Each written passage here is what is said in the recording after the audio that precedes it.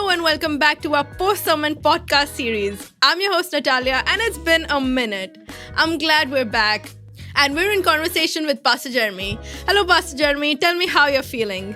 Hi, Ned. It's so good to be back, and I'm glad we are back in these post-sermon conversations, especially now that we're back in the Gospel of Mark. Looking forward to taking things on a tangent here, especially at the podcast. And I'm looking forward to some of the questions that people might want to ask. So I really hope that they'll type it in.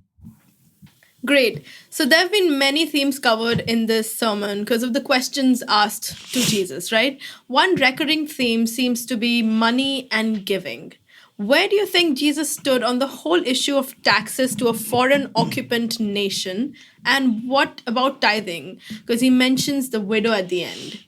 Yeah, these two I found fascinating because first you have a trick question where somebody comes and asks him, should we pay Caesar? Mm-hmm. And here they are walking around with the money, with the currency that has Caesar's inscription on it. So it kind of answers itself. But what we do understand is that they're trying to trick Jesus and trying to put him in a tight spot or corner him.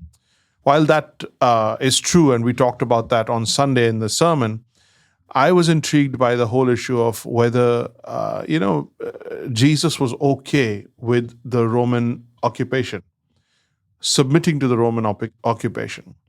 And I think in this situation, it was more a reality. If Jesus was going to submit to the Jews, and he's their king, if he was going to submit to the Romans, and he's their Lord, then I don't think there's really an issue with paying taxes. So this was more a political thing they were looking for from a rabbi who would teach the Jews what to do. And the Herodians were one such group that didn't want to submit to the foreign occupation. They wanted to show their resistance by not paying taxes. And in this situation, Jesus just says submit. He says pay your taxes. And he does so by taking a denarii and showing the inscription on the denarii, saying, "Here, whose image is this?" And they're like, "It's Caesar's image." And he's like, "Render to Caesar the things that are Caesar, or what belongs to Caesar, and give to God the things that are God." And in saying that, preachers and pastors have always inferred that we are made in the image of God, and therefore we belong to God. But this is a money issue. It really is a money issue.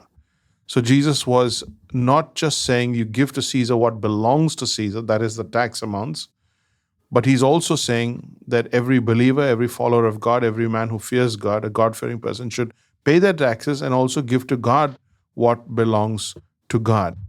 Both are required. Both are required. So when we talk about giving, I want to extend that to the last part of the chapter where he says, look at this woman. She put in her 2 mites. 2 mites make a penny. And that's the smallest coin in the denomination.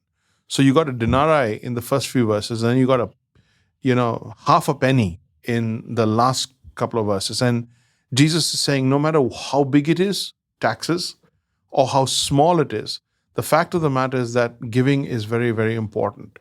So as I think through that, I think of all the other situations where God asks us to give.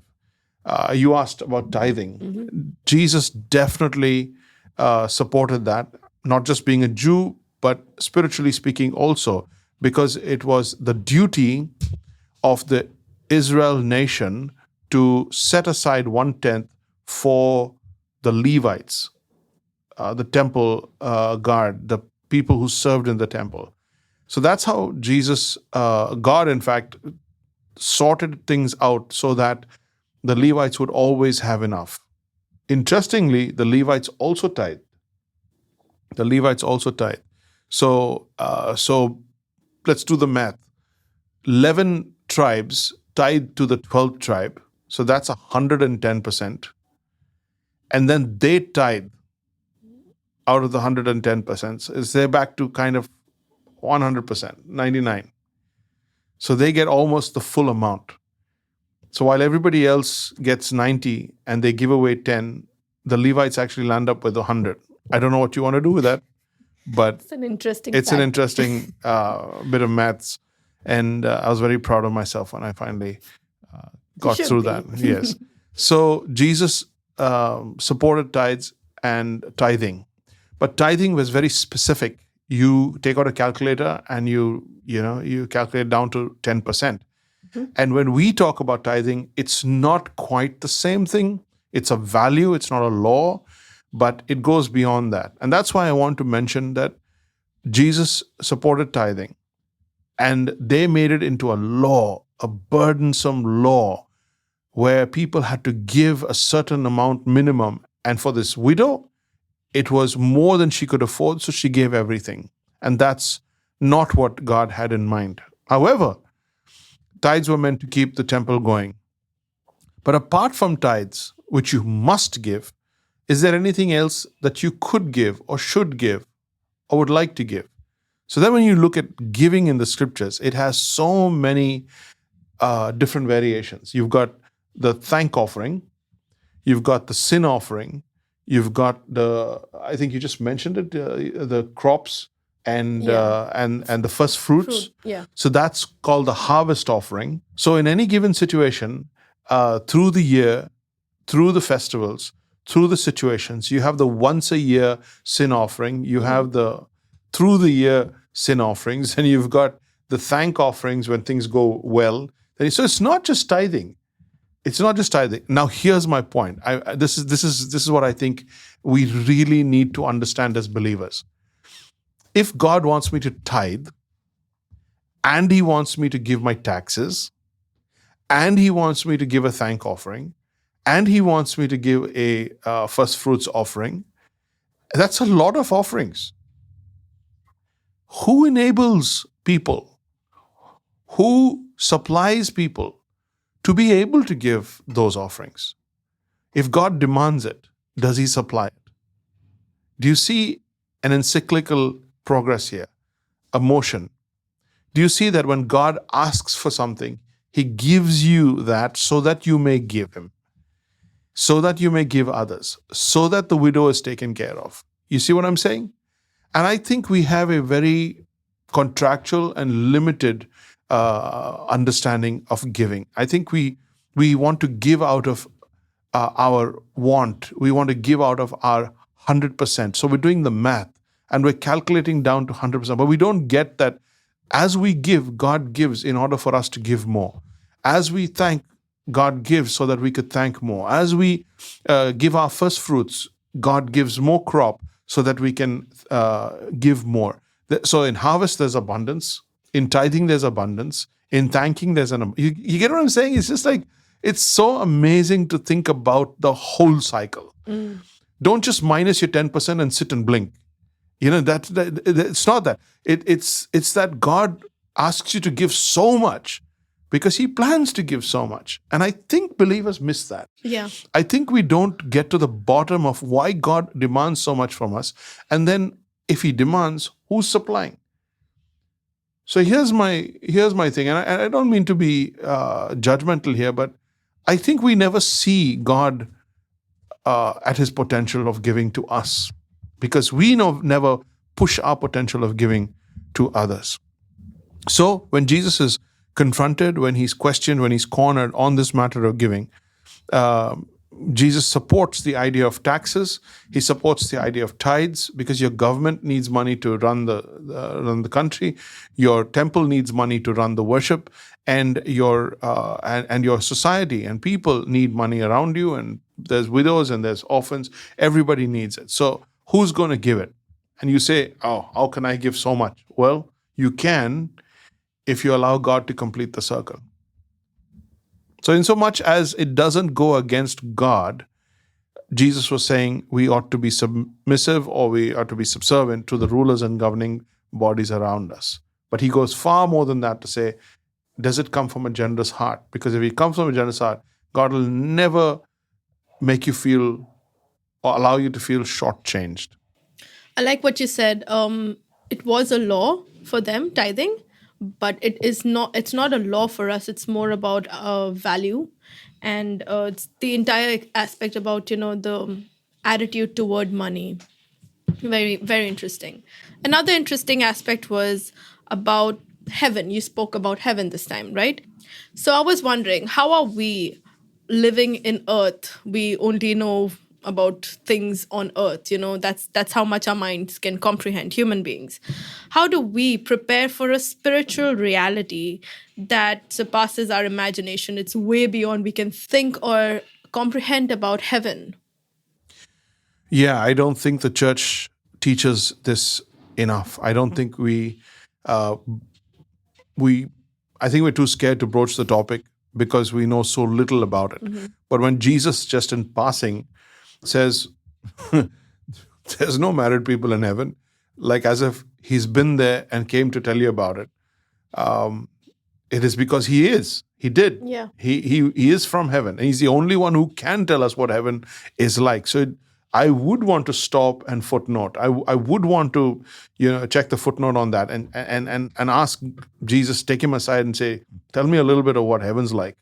What am I preparing for? What am I? Because all of us are so bound to earth by both our knowledge and experience, imagination and our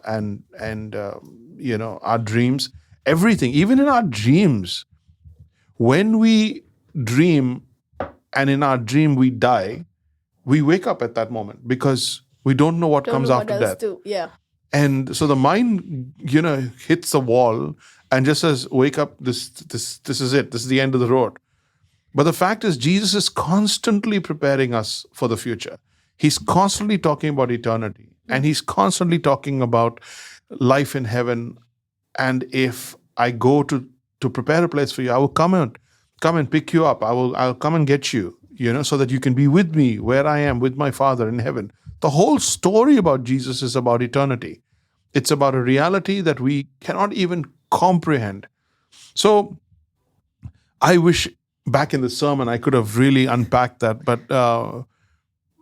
But what will our existence be like? The fact is, Jesus says we will be like angels. What are angels like? They are living beings. They are, and I would like to use the word presence. They are a presence. They are a being presence. So when God breathed his presence into Adam, his life presence into Adam, Adam became a living being, human being. We don't say that about animals because they don't have a spirit that's going to last forever. They don't have a life within them that's going to last forever. So the value of the animal's life is in the flesh, but the value of a human's life is in the spirit. So the physical flesh, the flesh that has been given to the human, is a vehicle given for 70, 80, 90 years max. And this is a vehicle given to get you from birth to death so that you could be prepared for heaven. We are tied down, we are limited, we are held in this envelope of humanity, of this flesh, for a period of time, given some time on earth, so that we may live, be tested, be trusted, and be trained for eternity. So we are spirit beings. Primarily, we are spirit beings. What is the size of a spirit being? There is no size. It's you're just a being. So when you talk about spirituality or when you talk about spiritism, you sometimes someone would say, I sense a presence in the room. I feel like someone's in the room, or somebody probably is, and that is a very real presence. And we have been so limited by our physicality that we are not accustomed to, and I don't suggest that you go out and do this, but we're not accustomed to sensing the presence of angels, of demons, etc., etc. And God has not asked us to do that, but He has asked us to live in the Spirit. So that's where the believer should be like, what does that mean?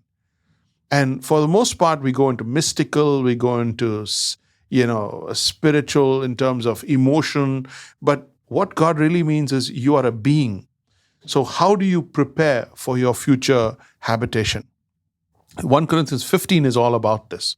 and it talks about our future habitation. And we will be given a glorious body, which will be taken to heaven and can habitat heaven, because there's already one man in heaven.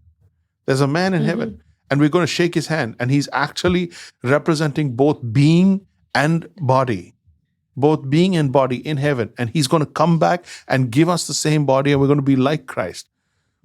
So is life in heaven just clouds and harps? Far from it, far from it. It's like we cannot even imagine if a God who created, and I was mentioning this in the sermon, if a God who created photosynthesis, and a God who created the eyeball, and a God who created, the baby being conceived and born and developed in the womb, when God created the earth and tilted it at an angle, perfect angle for both spinning, for both orbiting the sun, and for perfect temperature so that people could live all around the globe. When God set time into space, when he spoke light into existence, and that's another podcast sometime where we can talk about how words bring light. But that's incredible how we have limited heaven down to clouds and harps. And that just goes to show how little or nothing we know about heaven, which scares me, because then how do you prepare for it? Exactly. How do you actually talk about it? How do you then, plan for it? How do you give your tithing and look after people like widows with a view of eternity? And that's where it becomes so important. You ask the question, how do we prepare for it? It is by seeing a spiritual end to everything that is physical. If our bodies are just given to us for this earth to carry our spirits around, then our body should be committed to the things of the spirit and subordinate to the things of the spirit. It is not our spirit that needs to be committed to the things of the body and what the body wants and feels and wants to do. And here's where the Bible says, almost always the flesh and the spirit are at odds with each other, which means the body's never going to want to do what the spirit wants to do. So here you have a dilemma. And you have to decide, am I going to do what the spirit wants to do? Am I going to do what the body wants to do? I have a question for you. Who are you? Are you your spirit, or are you your body? Which is going to be you for the rest of eternity? Well, your spirit. In which case, why do you go on in this life behaving like your body is you? Your body is what you're all about. Your body is who you are, and your identity is what you look like, what you sound like, what you smell like, the color of your skin. You see the angle I'm going. Yeah. So if your body is not, then you beat your body into submission. You start telling your body what to do. You shape your body. You train your body to shut up and do what the spirit needs you to do. So you are a being, a presence prepared for heaven. You're a life. You're a life. And that body has been given to this one life. And that's why abortion is wrong. That's why those who die in abortion, I believe, go to heaven, because there has been no successful seed of sin. So things like that, And I know there's another podcast in that as well. But how are we preparing for a spiritual reality that surpasses our imagination? Well, we begin to understand what are the needs of the spirit, the things of the spirit, the desires of the spirit, the human. They say that the human spirit is strong. They're right, but why and how? And once we get to that and we start living in the spirit, you ask, who else is like me? Who else can I fellowship with? And then the Bible says God has given to us his spirit. A man says, nobody understands me. And if you can't understand yourself, there's no chance you can understand God. Then a man says, only I can understand myself. What he means is, in my spirit, I can really understand myself. Well, then Paul says, we have been given the spirit of Christ. That means you now have your spirit, you, and then you have got God's spirit. And that commune is an eternal commune. You could shake hands with people, hug people, and live with people, but you may not be spending eternity with them. But you can be in fellowship with Christ, and that could be maintained for eternity. There's so much here I want you to think about. There's so much here we need to go deeper into. And I'm just going to leave it at this, that we are spirit beings. Life in heaven is not just clouds and harps. There is a God who created photosynthesis and the baby and is going to create a life, a reality that will be physical, but under the power of the Spirit.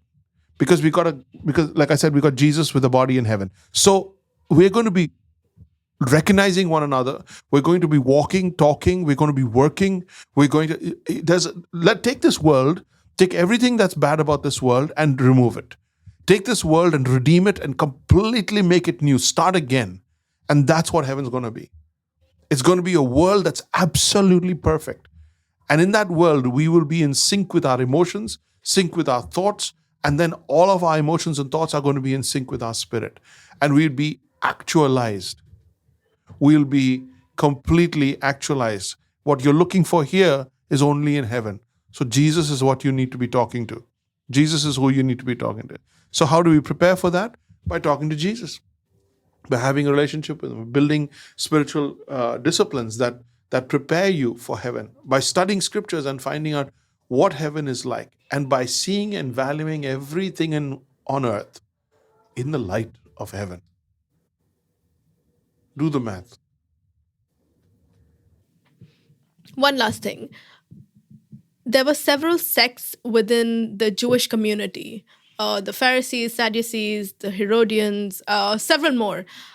Can you just give a little bit difference between, like, why were they called so separately? What's the difference between them? Yeah, that's true, actually. There were a lot of groups, and these groups were differentiated or distinguished primarily by their belief systems or what they stood for, what they were fighting for. The Zealots, that's another yeah. group, and one of them was Simon the Zealot. was a disciple of Jesus Christ. And so you had Zealots who were militant, and they were part of a resistance group. Then you've got the Herodians, who were basically a resistance politically, and they wanted to buck the occupation. They wanted to resist the occupation, the political occupation of the Roman Empire. And in their non-conformist or in their non-cooperation with the government, they were basically trying to show that they disapprove. But that was not a religious group. It was a political resistance group. And then you've got the Pharisees and the Sadducees. The Pharisees and Sadducees, both religious, both coming out of the religious leadership of the then Jewish world. And most of them teachers. Most of them,